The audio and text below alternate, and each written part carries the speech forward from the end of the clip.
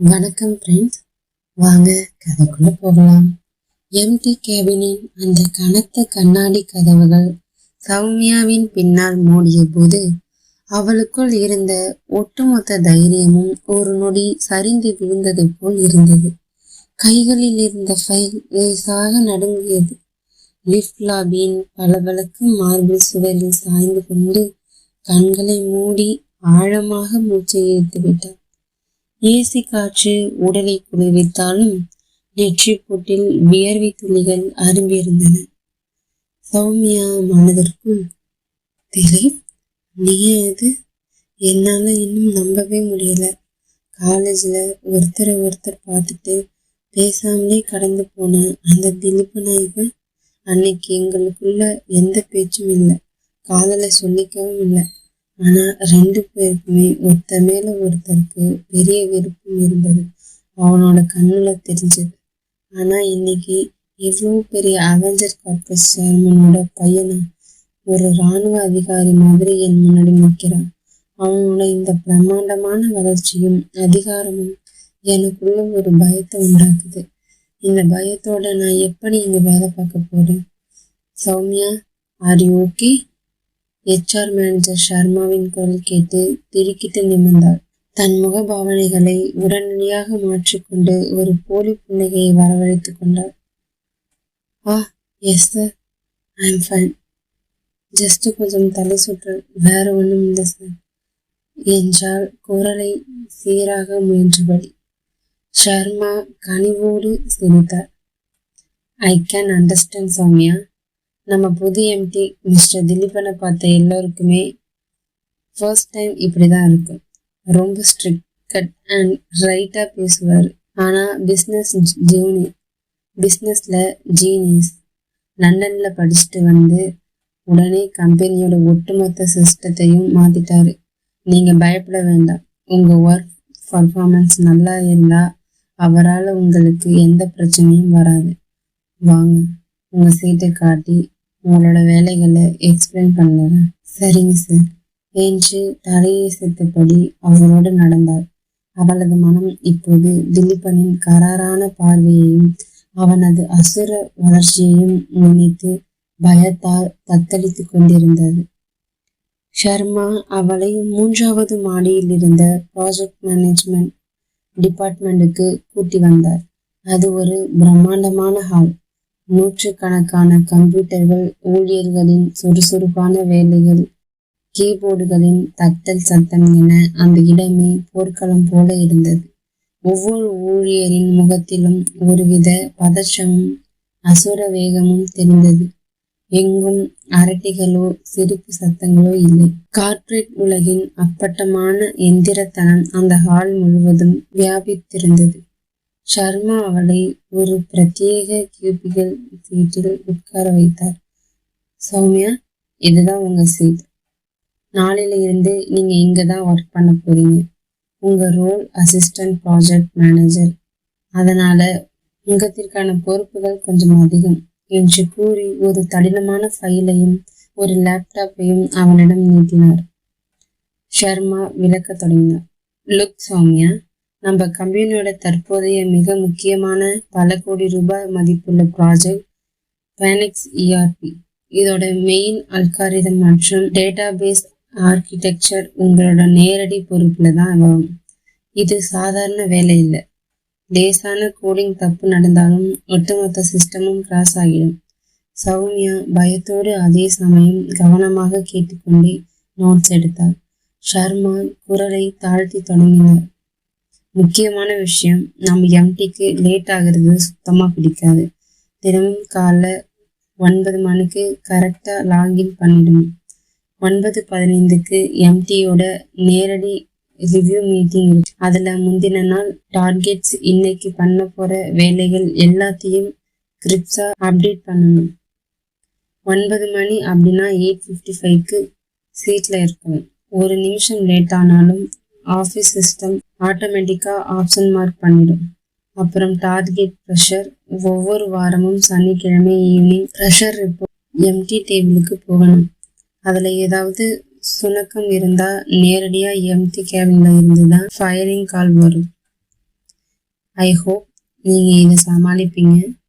சௌமியா தன் மனதை தேய்ச்சி கொண்டு, கண்டிப்பா சார், ஒர்க் விஷயத்துல நான் எந்த குறையும் வைக்க மாட்டேன், என்னோட பெஸ்ட் தருவேன் என்றால் உறுதியான குரலில். That's the spirit Soumya. All the best. நாளிலிருந்து உங்க கரியரை சக்சஸ்ஃபுல்லா ஸ்டார்ட் பண்ணுங்க என்று வாழ்த்திவிட்டு ஷர்மா அங்கிருந்து நகர்ந்தார். ஷர்மா சென்ற சில நிமிடங்களில் சௌமியா அந்த புதிய சூழலை வேடிக்கை பார்த்து கொண்டிருந்தார். அப்போது அவளது கியூக்கில் வாசலில் ஒரு சுறுசுறுப்பான துடிப்பான பெண் வந்து நின்றாள். கையில் 2 காஃபி மக்குகளை வைத்திருந்தாள்.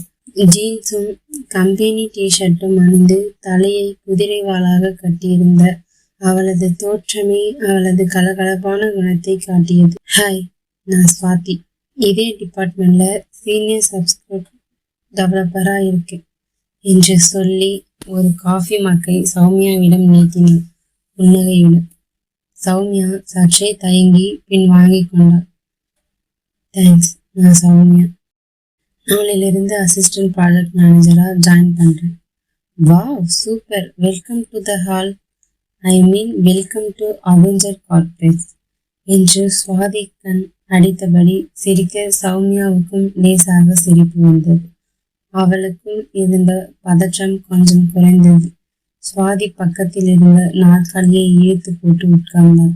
ஷர்மா சார் உனக்கு எல்லாம் ரூல்ஸையும் சொல்லி பயமுறுத்திருப்பாரே, அப்படிதானே? பயமுறுத்தல, ஆனா கொஞ்சம் ஸ்ட்ரிக்ட் பாலிசின்னு சொன்னாரு என்றாள் சௌமியா. ஸ்ட்ரிக்டா? அது சாதாரண வார்த்தை சௌமியா. நம்ம புது எம்டி திலீபன் இருக்காரே, அவரோட ஹிட்லர் லிஸ்ட்ல யாருமே மாட்டக்கூடாது. பார்க்க செம்ம ஹேண்ட்ஸமா தமிழ் சினிமா ஹீரோ மாதிரி இருப்பாரு. ஆனா வேலைன்னு வந்துட்டா மனுஷன் அப்படியே ஆப்போசிட், ராட்சசன். சிசிடிவி கேமரால யாரு சும்மா உட்காந்துருந்தாலும் பார்த்துட்டே இருப்பாரு. யாருகிட்டையாவது தப்பு கண்டுபிடிச்சா யூஆர் ஃபேர் தான். இந்த ஃபேனிக்ஸ் ப்ராஜெக்ட்ல இருந்து முன்னாடி இருந்த அசிஸ்டன்ட் மேனேஜர் ஒரு சின்ன டேட்டா தப்பு பண்ணிட்டாருன்னு போன வாரம் ஒரே நாள்ல தூக்கிட்டாரு தெரியுமா? சுவாதி திலீபனை பற்றி பேச பேச சௌமியாவின் நெஞ்சு மீண்டும் வேகமாக அடித்து கொண்டது. திலீபனின் அந்த பிரம்மாண்டமான தோற்றமும் சுவாதி சொல்லும் அவனது கண்டிப்பும் அவளுக்குள் பயத்தை கூட்டியது. சுவாதி காஃபியை ஒரு சிப் குடித்துவிட்டு ரகசியமாக சௌமியாவின் காதருகே குனிந்தாள். ஆனா உன்னை தெரியுமா சௌமியா, ஆபீஸ்ல ஒரு வதந்தி ஓடிச்சு. எம்டி சார் இவ்வளவு கோபக்காரா யாரையும் ஏறெடுத்து கூட பார்த்ததா கல்லா இருக்கிறதுக்கு காரணமே அவரோட காலேஜ் லைஃப்ல யாரோ ஒரு பொண்ணை ஒன் சைடா லவ் பண்ணாரு. ஆனா அந்த பொண்ணுகிட்ட அவரால் சொல்லவும் முடியலையா, அதுக்கப்புறம் அவங்கள பார்க்கவும் முடியல. அந்த பிரிவு தான் இவரை இப்படி ஒருகாத பாறையா மாத்திடுச்சுன்னு HR சைட்ல பேசிக்கிறாங்க. இந்த வார்த்தையை கேட்டதும் சௌமியாவின் கையில் இருந்த காஃபி கப் லேசாக ஆடியது. அவளது முகம் வெளுத்து போனது. கல்லூரியில் திலீபன் தன் மீது வைத்திருந்த அந்த மௌனமான விருப்பமும் தான் அவன் மீது வைத்திருந்த ரகசிய ஈர்ப்பும் தான் சௌமியாவின் நினைவுக்கு வந்தது. ஏய் சௌமியா, என்னாச்சு? முகம் ஒரு மாதிரி போயிடுச்சு. காஃபி பிடிக்கலையா? சுவாதி கவலையோடு கேட்டாள். இல்ல சுவாதி, ஜஸ்ட் ஏசி அதிகம் வந்தெல்லாம் லேசா குளிருது என்று சமாளித்தாள் சௌமியா. ஓகே, நீ இன்னைக்கு வீட்டுக்கு கிளம்பு. நாளையிலிருந்து நம்ம ஒன்னா சேர்ந்து மாஸ் பண்ணலாம். உனக்கு இந்த ப்ராஜெக்ட்ல என்ன ஹெல்ப் வேணாலும் இந்த சுவாதி இருக்கு, கவலைப்படாதே என்று சௌமியாவின் தோளை தட்டி ஆறுதல் படுத்தினாள் சுவாதி.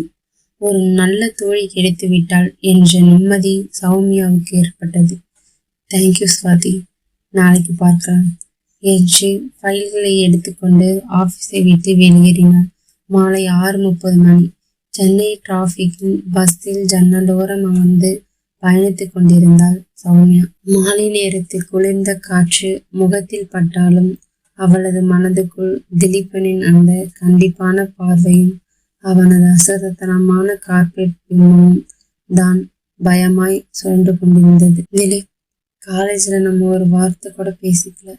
ஆனா அன்னைக்கு உன் கண்ணில் எனக்காக இருந்த அந்த பெரிய விருப்பத்தை நான் உணர்ந்தேன். என் மனசுலையும் உனக்காக ஒரு இடம் இருந்தது உண்மைதான். ஆனா இன்னைக்கு நீ இருக்கிற இடமே வேற. இவ்வளவு பெரிய சாம்ராஜ்யத்துக்கு அதிபதியா இருக்கிற உன்னை பார்க்கும் போதே எனக்கு பயமா இருக்கு திலீப். உன்னோட இந்த பிரம்மாண்டத்துக்கு முன்னாடி நான் சாதாரண ஒரு ஊழியர். நாளைக்கு எப்படி உன்னை எதிர்கொள்ள போறேன்? அதே நேரத்தில் அவெஞ்சர் கார்ப்பரேட்ஸ் கட்டிடத்தின் 24வது மாடியில் இருந்த அந்த எம்டி கேபினில் ஜன்னல் வழியே சென்னையின் இரவு நேர விளக்குகளின் அழகை வெறித்து பார்த்து கொண்டிருந்தான் திலீபன். அவனது கையில் ஒரு சிகரெட் புகைந்து கொண்டிருந்தது. அவனது உதடுகளில் ஒரு மர்மமான ஆனால் அமிழ முடியாத பேரன்பு கலந்த புன்னகை விரிந்தது. மேஜை மேல் இருந்த சௌமியாவின் பயோடேட்டா ஃபைலையும் அவளது புகைப்படத்தையும் தன் விரல்களால் மென்மையாக வருடினான். அவனது கண்கள் கோபத்தை விட பல வருடங்களுக்கு பிறகு அவளை பார்த்த தீவிரமான விருப்பத்தில் பிரகாசித்தன. திலீப், நாளைக்கு காலைல 9 மணி சௌமியா. உன்னோட பாசா நான் மீட்டிங் ஹாலில் காலேஜில் உங்ககிட்ட என் காதலை சொல்ல முடியாம நான் தவிச்ச ஒவ்வொரு நிமிஷமும் எனக்கு ஞாபகம் இருக்கு. அன்னைக்கு என் கண்ணுல இருந்த அதே விருப்பத்தோட தான் இன்னைக்கும் உன் முன்னாடி நிற்க போறேன். ஆனா நீ இப்போ என்னை பார்த்து பயப்படுறது எனக்கு தெரியுது. இந்த கார்ப்பரேட் காலத்துல உன்னோட அந்த பயத்தை போகி உன்னை என் பக்கத்துல நான் எப்படி கொண்டு வர போறேன்னு பார்க்கலாமே. கார்ப்பரேட் களம் தயாராகிவிட்டது.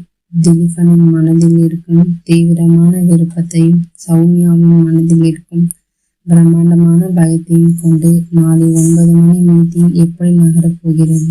அடுத்த அத்தியாயத்தில் இந்த கதையை தொடர்ந்து கேட்க நமது அவள்கீதம் சேனலை சப்ஸ்கிரைப் செய்து ஆதரவு கொடுங்க ஃப்ரெண்ட்ஸ். நன்றி.